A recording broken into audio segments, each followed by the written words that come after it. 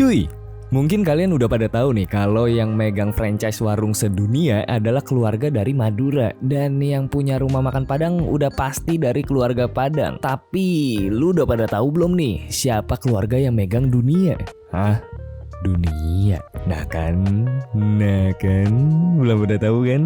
Oke, jadi gue putusin hari ini gue akan membahas 5 keluarga besar yang memegang kendali dunia kita.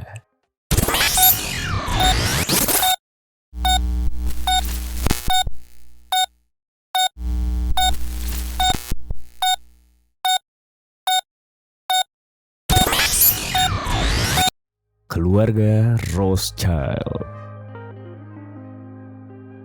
Nah, dengan nama yang muncul hampir di setiap teori konspirasi, ya gak sih? Nah, tidak heran nih bahwa keluarga Rothschild ini masuk ke dalam daftar gue nih sekarang nih. Nah, baik itu bertanggung jawab atas pembunuhan JFK agar dia nggak menyerang Kuba dan hasilnya menghancurkan pasar gula yang menguntungkan, hingga mendanai secara rahasia peristiwa 9/11 atas nama alien sehingga mereka bisa memakan otak kita. Nah, jika ada teori konspirasi di luar sana, mungkin kemungkinan besar nih udah pasti ada nama Rothschild yang jadi pusatnya, ya gak? Nah, dengan sejarah keluarga seperti milik Rothschild ini, sulit kita menyalahkan para teori konspirator, ya gak sih? Pasti kita nuduh keluarga Rothschild. Karena apa? Karena emang dia sudah mengendalikan dunia kita. Udah pasti nih Rothschild. Berangkat dari seorang yang bekerja di bank kecil di Hamburg, Mayer Rothschild menunjukkan sejak usia dininya itu minat dan bakat yang besar dalam urusan keuangan. Dalam waktu singkat, Mayer ini membuat dirinya seorang anggota terkemuka dari industri perbankan global. Kemudian, dia melanjutkan untuk menempatkan 5 anaknya di sekitar ibu kota keuangan di seluruh Eropa, mengawasi operasi keuangan dari London hingga Berlin. Keluarga Rothschild ini bisa dibilang membantu menstabilkan mata uang internasional loh, melalui praktik pemberian pinjaman dan perbankan dengan pemerintahan negara-negara terkuat saat itu. Meskipun ini pada umumnya menurut gue ini hal yang baik karena menghasilkan stabilitas pasar dan pekerjaan bagi orang-orang. Keluarga Rothschild tentu aja mendapatkan sejumlah besar uang untuk pekerjaan dalam tanda kutip amal mereka. Nah, ketika Eropa terjerumus dalam revolusi industri, Rothschild selalu ada nih untuk mendanai hobi favorit Eropa. Emangnya apa hobinya? It is motherfucking war. It is war, cuy. Yaitu perang. Nah, meskipun sebagian besar tetap berada di pihak yang benar dalam sejarah, tapi tetap aja nih Rothschild cepat banget memberikan pinjaman sekitar 10 miliar US dollar saat ini kepada Inggris untuk membantu mendanai perang melawan Napoleon Bonaparte. Pada saat ini kekayaan Rothschild itu begitu luas dan jaringan keuangannya itu begitu kompleks, sehingga mereka sebenarnya menerima berita kekalahan Napoleon di Waterloo itu sehari sebelum pemerintahan Inggris. Bayangin ya, saking kayanya cuy, dia itu dapat informasi ya dengan semudah itu. Tampilan kekuatan dan jangkauan internasional yang begitu mengagumkan ini telah membuat keluarga Rothschild terus-menerus dicurigai, dan mereka sepanjang sejarah sering disalahkan atas hampir setiap perang besar atau bencana lainnya. Seringkali digambarkan sebagai nggak lebih dari manusia yang rakus akan uang dan jahat banget bagaikan iblis, sampai pada tingkat mengambil keuntungan dari penderitaan manusia. Tapi kenyataannya adalah bahwa Rothschild hanya keluarga yang sangat berbakat di dunia keuangan, dan kontribusi amal mereka kepada umat manusia adalah salah satu yang terbesar dalam sejarah dan terus berlanjut hingga saat ini. Keluarga Rockefeller. Kalau ada sebuah nama yang disandingin sama si Rothschild, ya udah pasti, ya Rockefeller. John D. Rockefeller lahir di daerah pedesaan New York dari seorang ayah yang menjadi seorang penipu dan seorang ibu yang sangat religius. Wah, ini kan kontradiktif banget ya. Nah, berbeda dengan ayahnya yang penipu, John ini sering digambarkan sebagai seorang pemuda yang serius, sopan, dan jujur. Dan pada usia ke-17-nya, ia mulai bekerja sebagai bendahara di sebuah firma produksi yang kecil. Bekerja berjam-jam, Rockefeller senang dengan rumitnya pekerjaan tersebut, namun memiliki pikiran yang tajam untuk urusan keuangan dan anggaran. Nah, jadi kita udah bisa ngeliat nih kan, udah sama-sama nih pola pikirnya sama keluarganya si Rothschild. Pola pikir udah sama, langsung dia tajam melihat sebuah peluang dengan kemunculan mesin pembakaran dalam atau internal combustion engine. Nah, Rockefeller memulai kemitraan bisnisnya ini dengan seorang teman dan saudara-saudaranya. Lalu dia menggeluti bisnis pengolahan minyak pada saat semua orang itu sibuk untuk mencoba mengeluarkan minyaknya dari tanah. Nah, penemuan cadangan minyak raksasa di Texas dan eksploitasi minyak yang semakin meningkat di Timur Tengah menunjukkan bahwa sumber daya baru ini adalah gelombang masa depan keluarganya Rockefeller.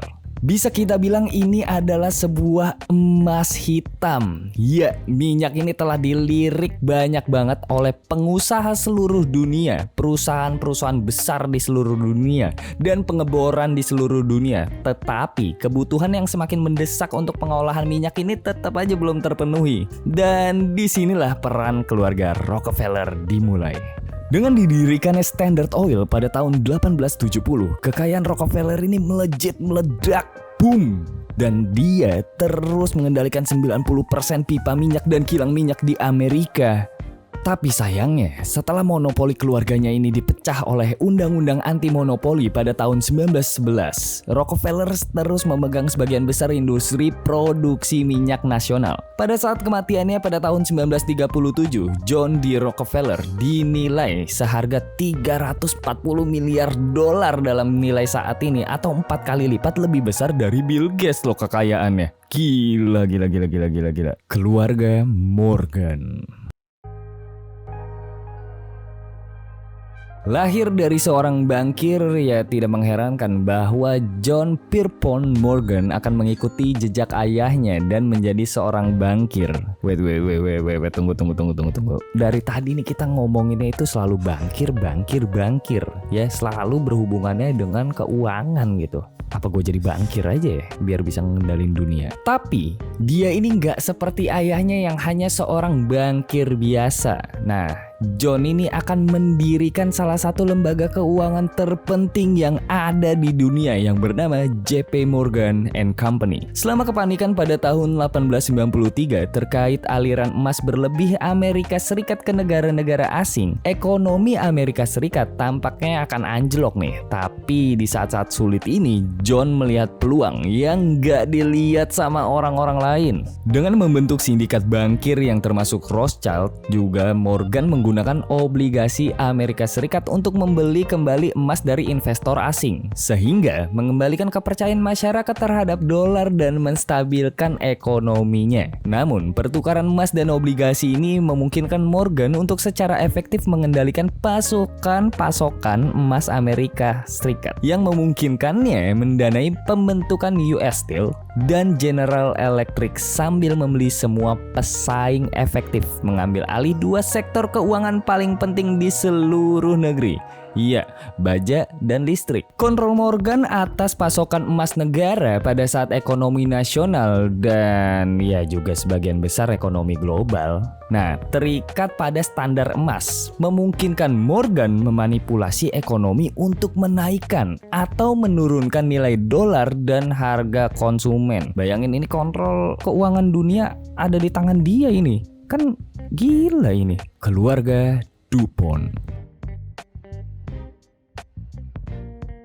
Dihasilkan oleh seorang imigran Prancis yang berimigrasi ke Amerika Serikat pada abad ke-19, keluarga DuPont membangun kekaisarannya mereka berdasarkan manufaktur dan distribusi bahan kimia industri serta amunisi militer.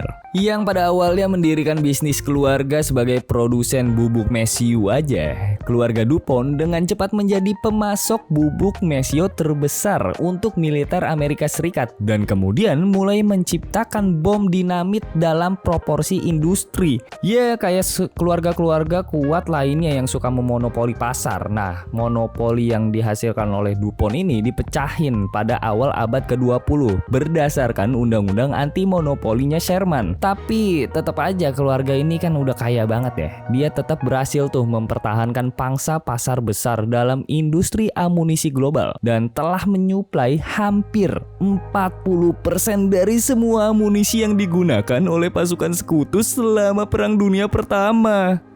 Nggak seperti keluarga Morgan, DuPont ini setidaknya merasa memiliki beberapa kewajiban kepada negara yang mereka dapat keuntungan dari situ. Sehingga selama Perang Dunia Kedua, ketika pemerintahan Amerika Serikat membutuhkan bantuan menghasilkan plutonium untuk proyek Manhattan yang mengakhiri perang, perusahaan DuPont merancang dan membangun salah satu pabrik plutonium terbesar di negara tersebut, sambil tetap menjaga rahasia mutlaknya tentunya untuk mencegah pihak poros menemukan penelitian Amerika Serikat. Pada tahun 1950-an, setelah Soviet meledakkan bom atom pertama mereka, perusahaan DuPont sekali lagi bekerja sama dengan pemerintahan Amerika Serikat untuk membantu Amerika mengembangkan bom hidrogen dengan harapan mempertahankan keunggulan Amerika Serikat atas pesaing ya kita tahu pada waktu itu adalah Uni Soviet. Bekerja sama dengan pemerintah Amerika Serikat, DuPont membantu mengarahkan upaya para ilmuwan negara, semua sambil mendapatkan imbalan yang besar dari pemerintah Amerika Serikat ya tentu aja, keluarga Bush. Dikenal terutama melalui Presiden George W. Bush dan George Bush Senior, keluarga Bush memulai kemunculan mereka kekuasaan internasional dengan Prescott Sheldon Bush, seorang bankir dan senator Amerika Serikat. Selama bertahun-tahun, keluarga ini dituduh mendapatkan keuntungan besar dari Perang Dunia Kedua dan karena mendirikan bisnis dengan perusahaan yang mendukung pemerintahan Hitler. Waduh. Ngeri juga ini ya. Pengungkapan dokumen yang diklasifikasikan pada tahun 2003 menunjukkan beberapa transaksi yang meragukan yang bisa aja melanggar Trading with the Enemies Act. Trading with the Enemies Act. Apapun kasusnya, memiliki dua anggota keluarga menjadi presiden negara terkuat di dunia, mendapatkan keluarga ini reputasi internasional dan koneksi tentunya, menjadikan mereka tanpa keraguan keluarga paling berkuasa yang masih hidup hingga saat ini. Jadi menurut kalian nih, cuy, mana dari keluarga-keluarga ini yang sebenarnya paling berkuasa di dunia? Coba di komen, oke? Terima kasih banyak sudah menonton video kali ini dan jangan lupa juga di subscribe. Mantap. Klik tombol lonceng untuk video terbaru lainnya. Adam pamit. See you on the next video, cuy.